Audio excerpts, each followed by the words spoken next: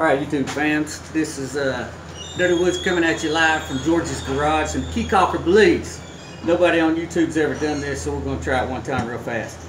This is a differential out of a plug car, and we're going to assemble it the best way we know how. I'm sure you got everything took apart and you're having a problem putting it back together. We're going to try to help you out. This is the most important part right here.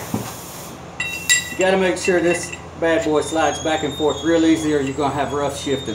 If you having issues with it sticking, take you a piece of 180, fold it up, and just run it through the threads like this, get everything straightened out so it comes through here sweet like this. Okay, now the next issue we got is these springs right here. I'm not sure exactly what these are called, but they help to keep this slider in place. I noticed from the Muncie 4-speed YouTube commercial putting it back together that you always make sure that your spacer rings are opposite from each other. So we're going to try to do that and make this thing a little bit more stronger. So, and these springs just pop in here like this. Make sure that the I don't know if you get this real good. Make sure that the spring goes over the hole all the way. Alright, then it should be pretty simple. You always put your two tabs facing the shaft. It's a little bit tricky, but you can do it. Every time you get in there, you learn how to position your fingers to make it more easy to slide the carrier bearing, I guess that's what it's called, on. Okay, see, everything goes down like so. Like this, right, Sean? Okay. Always make sure the bevel goes to the long side of the shaft.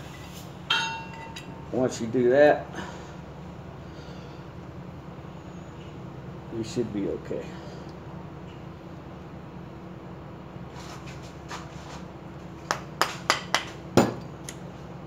Yeah, see this thing come out right here.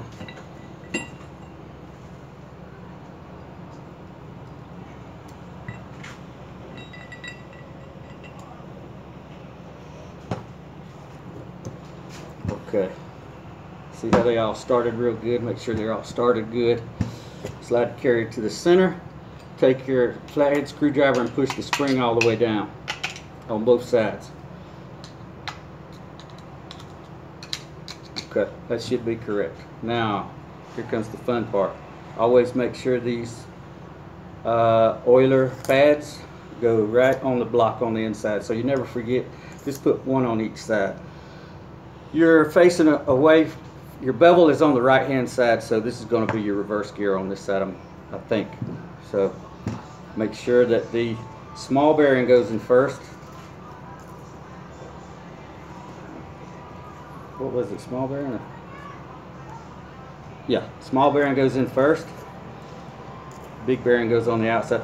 It'd be good to take the shaft and run your WD or whatever through these oiler holes and make sure they're good and clean too, right? This is your synchronizer gear. It always goes to the inside like that. And you slide your other gear on like this right here. Okay, that side's pretty much completed. And you're going to repeat the process on the right side with the bevel, except the bearings are the same diameter or same width. You put when you're putting this synchronizer gear on, it's always easiest if you notice the notches and they go right over your keepers like that, and it slide right easy together just like this. Then of course you put your gear on the outside after your last oiler piece. I don't know the name of it. Now you put this pin in here. Okay, you put the pin in there, slide the gear on, and put this on, and put your bearing on. And the same thing over here. This side does not get a synthetic oiler pad. It just gets the thick washer, your spring washer, and then your bearing. Always make sure you take your casing off your bearings. And there you have it. That's how you put the differential main gear back together. Coming to you live from George's Garage.